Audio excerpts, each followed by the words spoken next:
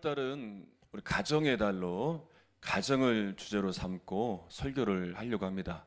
어떤 주제로 삼고 설교를 할까 하다가 좋은 책을 하나 또 만났습니다. 유기성 목사님이 쓰신 예수와 함께 죽고 예수로 사는 가정이라는 책을 보면서 그 책을 교재로 삼아서 이 한 달 동안 말씀을 전하려고 합니다. 여러분들이 직접 사셔서 참고하셔도 좋을 것 같습니다. 아마 이 중에서 가정 안에 삶이 참 힘든 분들도 있을 겁니다. 반복되는 갈등이 있고 또 해결되지 않는 문제들이 여전히 가정 안에 있어서 행복해야 될 가정에서의 시간들이 늘 갇혀 있는 것과 같은 그런 삶들이 이어지는 분들도 있을 겁니다. 영국의 작가 조지 엘리어트라는 사람이 이런 말을 했대요. 5가지의 감옥이 있는데 첫 번째는 자기 사랑의 감옥. 자기를 향한 자기애가 너무 강하니까 자기 자신을 갇혀버리게 만든다는 거예요. 두 번째는 근심의 감옥. 근심과 걱정이 너무 많으니까 거기에 또 갇히게 된다는 거예요. 세 번째는 과거를 생각하는 향수의 감옥. 과거에 너무 매여 있다 보니까 또 거기에 갇히게 되고, 선망의 감옥. 남의 것이 더 좋아 보이고 남과 비교하게 되고, 다섯 번째 증오의 감옥. 너무나 미워하고 용서하지 못해서 거기에 또 갇히게 되는 이런 5가지 감옥이 있다는 말을 했다고 합니다. 여러분, 분명한 건 우리의 가정 안에 하나님이 주시는 은혜가 있습니다. 하나님과 함께하는 놀라운 축복의 시간들이 있습니다. 그런데 가정에 이런 갇혀있는 일들과 같은 일들이 여전히 있고, 정말 남들이 알지 못하는 그런 고통의 문제도 있고, 그러면서 여러 가지 낙심하고 절망하면서 정말 안 좋은 생각까지도 하면서 아예 체념하며 살아가는 가정들이 있을 겁니다. 그런데 믿음을 가진 가정이라고 예외가 아닙니다. 믿음을 가진 가정에서도 이런 문제들은 여전히 일어날 수 있습니다. 그래서 정말 우리의 가정에 하나님의 은혜가 필요하고, 우리의 가정에 하나님의 은혜가 필요하고요, 하나님의 구원이 필요한 곳이 우리의 가정입니다. 그래서 오늘 본문의 이 말씀 한 구절이 정말 중요하고, 이 말씀 이 한 구절이 정말 놀라운 능력을 주는 말씀이에요. 우리 다시 한번 그런 의미를 갖고 읽어보겠습니다. 사도행전 16장 31절 시작. 이르되 주 예수를 믿으라. 그리하면 너와 내 집이 구원을 받으리라 하고. 자, 본문의 말씀은 바울과 실라가 억울하게 옥에 갇혀 있는 가운데, 그 가운데에서 찬양을 뜨겁게 하고 또 기도를 뜨겁게 하는 가운데 기적 같은 일을 경험해서 감옥에서 풀려나게 되죠. 그런데 이제 그 간수를 만나게 되고 이 죄수들이 도망간 걸 보고 이제 자결하는 칼로 죽으려고 하다가 바울을 만나게 돼서 나누는 대화 중에 그 대화가 이제 오늘 본문의 한 구절이에요. 사도 바울은 빌립보 감옥의 간수에게 그렇게 말했어요. 이제 칼을 들고 죽으려고 하는 순간에 이 말씀을 한 거예요. 주 예수를 믿으라. 주 예수를 믿어라. 그리하면 너와 내 집이 구원을 받으리라. 여러분, 이 말씀은 예수를 믿으면 하나님은 나뿐만 아니라 우리의 가정도 구원해 주신다는 거예요. 그러나 이 말씀이 믿어지지 않는 분들이 있을 거예요. 아니, 예수를 믿었는데 우리의 가족들은 아직도 믿지 못하고, 예수를 믿고 사는데 우리의 가정에는 아직도 하나님의 구원의 역사는 일어나지 않고, 여전히 가정에 산재되어 있는 문제들은 있고, 해결되지 않는 갈등은 있고, 아니 여전히 이런데 이 말씀이 믿어지지가 않는 거예요.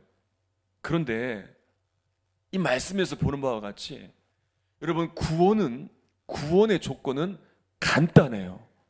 뭐 하라는 거예요? 믿기만 하라는 거예요. 어느 여자 집사님이 집안에서 처음으로 예수를 믿게 되었어요. 그런데 그 집안 대대로 우상을 섬기던 집안이기 때문에 박해가 너무 심한 거예요. 말로 표현할 수 없을 정도로 박해를 받았는데 가장 자기를 핍박하는 사람이 누구였냐면 남편이었어요. 교회만 갔다 오면 난리가 나는 거예요. 견디다 못해 집을 나와버렸어요. 어딜 가겠어요? 갈 데가 없죠. 삼각산 기도원으로 올라간 거예요. 추운 1월 달이었어요. 얼마나 춥습니까? 뭐 준비한 것도 없어요. 그냥 무작정 나와서 간 곳이 기도원이에요. 그리고 차가운 마룻바닥에 무릎을 꿇고 기도하는 거예요. 근데 이렇게 기도했다는 거예요. 하나님, 너무 힘듭니다. 저를 차라리 데려가세요. 저 도저히 못하겠습니다. 견디지 못하겠습니다. 저를 데려가세요. 그렇게 기도했다는 거예요. 그렇게 한 주간 동안 집회에 참석하는데 금요일 새벽에 간절히 기도하는 가운데 성령이 불과 같은 사도행전 2장에 말씀하는 그 역사가 이 집사님에게 임한 거예요. 정말 불덩어리가 가슴속에 확 밀려오는 것을 경험한 겁니다. 그러면서 이 집사님이 너무나 기쁘고 감격스러운 거예요. 나 같은 이런 사람에게도 하나님이 임하셨구나. 나 같은 사람을 하나님이 포기하지 않으시는구나. 그걸 깨닫게 되면서 너무나 기쁘고 감사하고 감격이 넘쳐 흐르는 거예요. 그러면서 드는 생각이, 이런 나 같은 사람도 하나님이 임하셨는데 나를 구박하고 핍박하는 그 남편이지만 내가 그런 남편을 사랑하지 못하는가? 내가 얼마든지 그런 남편을 사랑할 수 있지. 남편을 향한 마음이 바뀌게 된 거예요. 그리고 집에 돌아가게 되었습니다. 집에 돌아가니까 남편이 그렇게 얘기하는 거예요. 아니, 집 나갔으면 들어오지 말아야지. 왜 들어왔냐고 막 핀잔을 합니다. 예전 같았으면 같이 맞장구 치면 막 싸웠을 텐데 마음이 바뀌었잖아요. 하나님이 임하셨잖아요. 그런 남편이 전혀 밉지 않은 거예요. 그러면서 이렇게 말했다는 거예요. 잘 들어보세요. 여보, 너무 고마워요. 나를 구박해줘서. 당신이 나를 구박해줬기 때문에 내가 기도원에 갔고, 기도원에서 기도하다가 정말 경험하지 못할 하나님의 은혜를 경험했다고, 내가 불을 받고 돌아왔다고, 당신이 그렇게 해준 덕이라고. 그리고 나서 이 남편이, 이 부인이 이상해졌잖아요. 그러니까 뭔가 심각한 일이 벌어졌구나 생각하고 이제 지켜보는데 이 부인이 남편을 지극정성으로 돌봐주는 거예요. 완전히 달라진 거예요. 그리고 이 부인 집사님이 남편에게 손을 잡으면서 여보, 오늘은 같이 교회를 갑시다. 그렇게 처음 이야기를 한 거예요. 눈물을 흘리면서 여보, 나만 예수를 믿고 구원받을 수는 없잖아요. 우리 같이 교회 갑시다. 그랬더니 남편이 겉옷을 입고 교회 가자고 나서는 거예요. 그리고 그 일 뒤로 온 가족이 구원을 받았다는 거예요. 이 아내분의 아들이 총신대 신대원에서 신학학을 가르치는 교수님이세요. 이분이 하신 간증이라는 거예요. 여러분, 우리는요, 예수를 믿고 불을 받는 경험까지는 잘해요. 은혜 받는 것까지는 잘해요. 그 다음부터가 잘 안 돼요. 정말 이 가정에서 예수님을 믿어야 되는 거예요. 사도 바울이 그 간수에게 전했을 때 주 예수를 믿어라. 네가 주 예수를 믿으면, 그래서 가정에서도 정말 예수님을 믿는 사람으로 살아가면, 정말 가정에서도 예수님만 바라보고 살아가면 이 불이 임하고 변화된 이 집사님이 달라졌잖아요. 이제 이 주님이 오신 것을 믿고 주님을 붙들고 정말 주님을 믿으면서 가정에서 살아났을 때 남편을 바라보는 마음이 달라졌어요. 남편을 대하는 것이 달랐어요. 이게 예수 믿는 거라는 거예요. 이렇게 예수를 믿으면 가정이 구원받는 거예요. 그 믿지 않던 남편, 그 핍박하던 남편, 그렇게 반대하던 남편이 왜 바뀌었습니까? 변화된 그 아내를 통해서. 정말 예수 믿고 그 마음에 달라진, 정말 가정에서도 예수님을 바라보고 믿고 의지하는 그 아내를 통해서 바뀌게 되는 거예요. 여러분, 구원의 역사는, 예수님을 믿는다는 것은 이런 역사예요. 광산업자가 금광석에서 여러분 뭘 보겠습니까? 돌을 보면서 돌을 보지 않아요. 그 돌 안에 함유되어 있는 금을 보고 기뻐하는 거잖아요. 그런데 보니까 돌 속에 금이 0.6%만 섞여도 이게 가치가 있다는 거예요.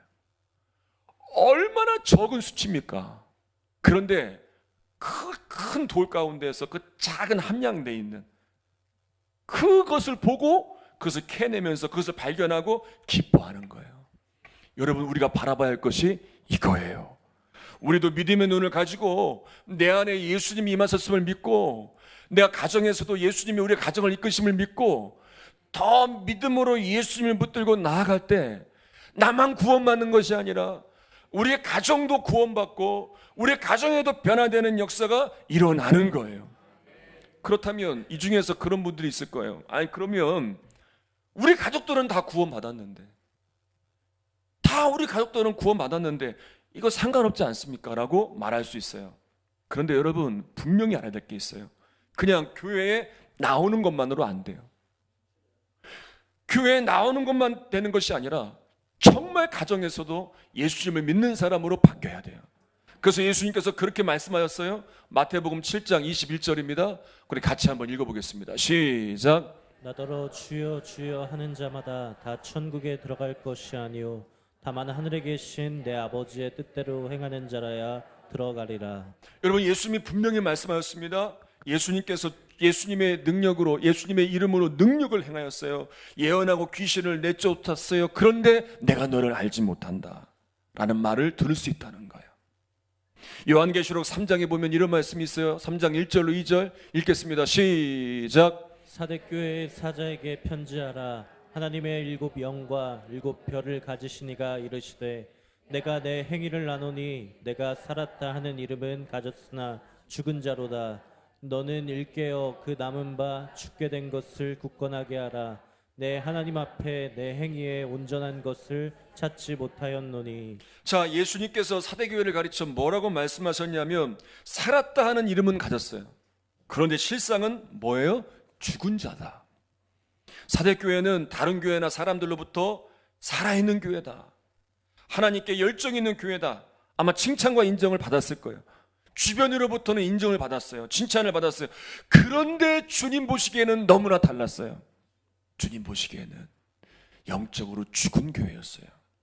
여러분, 우리가 사람들에게 받는 인정과 칭찬에 너무 기대하지 말아야 돼요. 주님이 나를 어떻게 보시는지가 이게 진짜 믿음이고 이게 진짜 중요한 거예요. 가정도 마찬가지예요. 가정도 사람들은 우리의 가정을 보면서 야, 정말 이 가정은 구원받은 가정입니다, 축복받은 가정입니다, 가족 모두가 예배 나와서 주일 예배 꼬박꼬박 참석하고 다 세례도 받고 직분도 받고 교회에서 봉사도 하고 열심히 하고. 여러분, 이런 것만으로 우리 가정의 신앙을 평가할 수 있을까요? 우린 너무나 잘 알잖아요. 우린 너무나 잘 알잖아요. 우리의 가정이 지금 영적으로 살아있는지, 우리의 가정이 영적으로 죽어있는지 우린 너무나 잘 알아요. 저 역시도 아이들을 지도하면서 겪어본 일이지만 수많은 이제 교육부 목사님들이나 전사님들, 또 집회를 통해서 만날 때마다, 또 사역을 하면서 만날 때마다 듣는 공통된 것이 있어요. 그건 뭐냐면 가정에서 일어나는 안타까운 일들이에요. 예배 때나 수련회 때 정말 큰 은혜를 받아요. 도전을 받아요. 변화가 돼요. 그런데 이 아이들이 집에만 갔다 오면 혼란스러워 한다는 거예요. 고민을 들어보면 우리 아버지가 권사님인데, 우리 어머니가 집사님인데, 교회에서는 정말 인정받고 충성된 일꾼인데 그렇게 싸우신다는 거. 그리고 아버지는 술 먹고 늦게 오는 날들이 많아지고, 어머니는 그런 아버지에 대해 불평하고 원망을 계속 늘어놓고, 그러니 아무리 자신이 믿음을 지키려 해도 교회의 모습과 가정에서의 모습이 다른 부모님들을 보면서 신앙에 혼란이 생긴다는 거예요.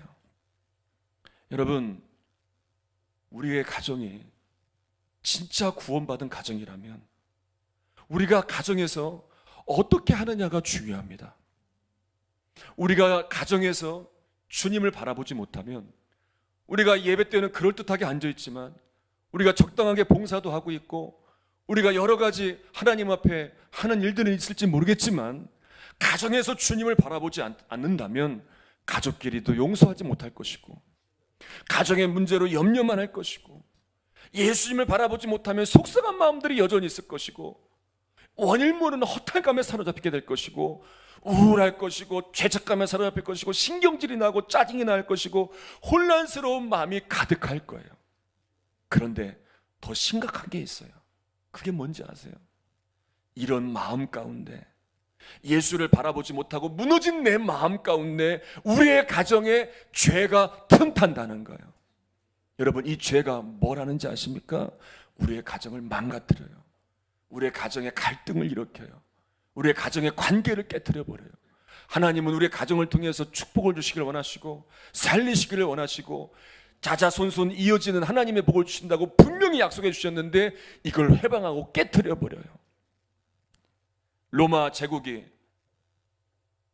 고트족과 반달족과 같은 야망족에게 정복을 당하게 됩니다. 그 이유가 있어요. 이 야만족이 막강한 군사력을 가지고 있었기 때문에 이긴 게 아니에요. 로마 제국이 멸망하게 된 이유는 온갖 죄악으로 타락해 있고, 쾌락과 도덕적인 부패, 죄로 인한 결과였어요. 수년 전에 구제역 파동으로 온 나라가 시끄러운 적이 있었어요. 그때 그 출발이 뭐였냐면, 이제 축산업자분들이 동남아를 여행하고 오신 거예요. 그런데 이분들이 공항으로 입국할 때 검역을 받는데, 이제 검역을 받을 때 검역을 받지 않고 그냥 지나쳐 버린 거예요. 그리고 와서 그 대가가 엄청났어요. 여러분, 우리가 가정 안에서도 그렇게 틈타오는 죄를 보는 눈이 변해야 돼요. 아, 이번 한 번쯤은 괜찮지, 그렇게 해도 되지. 우리 자녀를 보면서도 그래, 그렇게 해도 돼. 아예 그렇게 할 수 있어. 여러분, 이런 타협한 죄, 이렇게 우리의 신앙을 저버리고 세상과 타협한 것들을, 이런 가운데 이런 죄들이 더 커지게 되고, 이 죄들이 우리 마음에 들어오게 되고, 어느 순간 이 죄들이 우리 가정을 뒤덮게 되어지면 이제 가정 안에 끔찍한 일들이 일어나요. 가족들이 싫어져요. 귀찮아져요. 가족들이 피하게 돼요. 성도의 가정인데도 부부간에 불화합니다. 부모 자식 간에 불화합니다. 용서하지 못합니다. 온통 돈, 성공, 대학, 취직, 집, 직장, 사업, 세상 성공, 가치관에 사로잡혀 있어서 가정에서 주님을 바라보고 주님을 의지하지 못하고 온통 세상적인 것만 가득 바라보고 있어요. 한 교회에서 제자 훈련을 받은 성도님들의 간증들의 고백을 몇 가지 소개를 하려고 합니다. 그대로 읽어드릴게요. 집안에 발생한 우환으로 인해 걱정이 생겼습니다. 그러던 중에 모든 일에 염려하지 말고 오직 기도와 감사로 주님께 맡기라는 말씀이 생각났습니다. 믿음의 실험을 해보리라 마음을 먹고 주님의 해결책이 가장 정확하고 깔끔한 것이라 생각하며 주님께 맡겼습니다. 그 문제로 걱정이 될 때마다 또다시 주님을 바라보고 기도를 드리게 되었습니다. 이전에는 문제가 있어도 주님을 바라보지 않아요. 걱정만 해요. 염려만 해요. 그런데 말씀을 보니까 오직 기도와 염려하지 말고 감사로 주님께 맡겨라, 이 말씀을 믿고 가정에서도 이제 주님을 더 바라보며 맡긴 거예요. 걱정이 있을 때마다. 그리고 얼마 후 정말 예상 밖으로 놀랍게 문제가 해결되었습니다. 전혀 갈등이 없이 그 문제가 해결된 것을 보고 주님만이 해답임을 다시 한번 확인하게 되었습니다. 또 한 가지 간증을 읽어드릴게요. 오늘 아들에게 화를 내버렸습니다. 기분도 너무 상하고 스트레스에 눌려 울고 싶었습니다. 그런데 주님을 바라보면서 마음이 풀렸고 기쁨이 회복되었습니다. 집에 돌아와 아들을 맞이하고 위해 기도해야겠다는 생각이 들어서 오랜만에 큰 소리로 방언으로 기도했습니다. 그리고 나의 잘못이 분명히 있기에 회개하고 주님을 더욱 붙잡았습니다.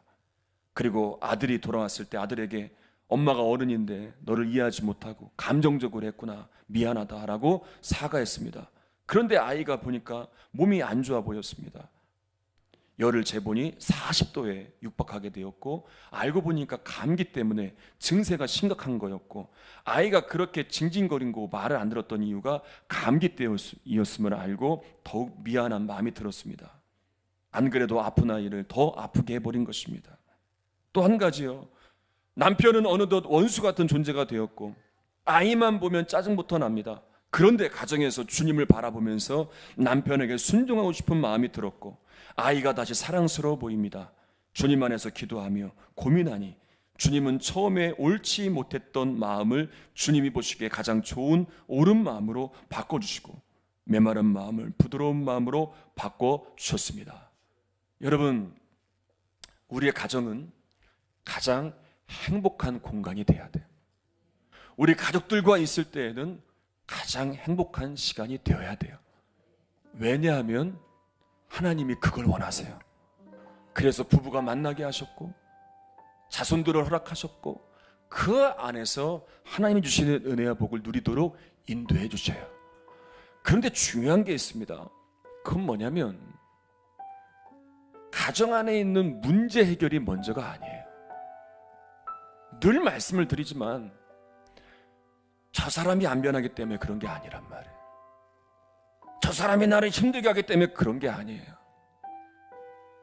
먼저는 나예요, 나. 내가 먼저 가정 안에서도 구원받은 사람으로 예수님을 믿으면 변화된 나를 통해 너와 내 집에 구원을 받으리라.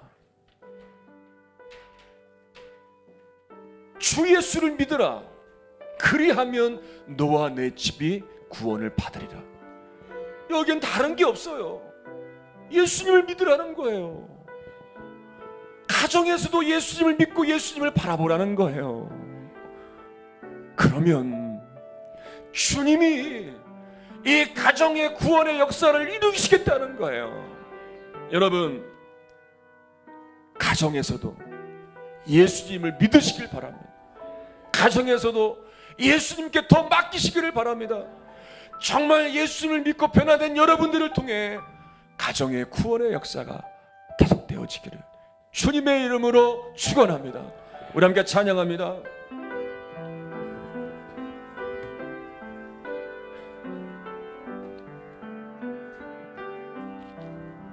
당신이 지쳐서 기도할 수 없고 눈물이 빗물처럼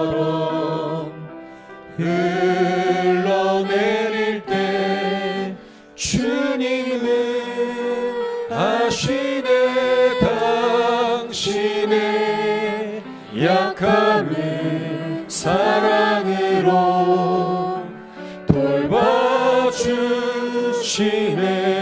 누군가 널 위하여, 누군가 널 위하여, 누군가 기도하네.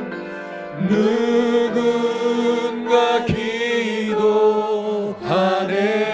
내가 홀로 외로워서, 내가 홀로 외로워서 마음이 무너질 때 누군가 널 위해 기도. 여러분, 예수님을 더 바라보며 찬양합니다. 당신이 외로이 홀로 남았을 때, 당신이 외로이 홀로 남았을 때, 당신은 누구에게, 당신은 누구에게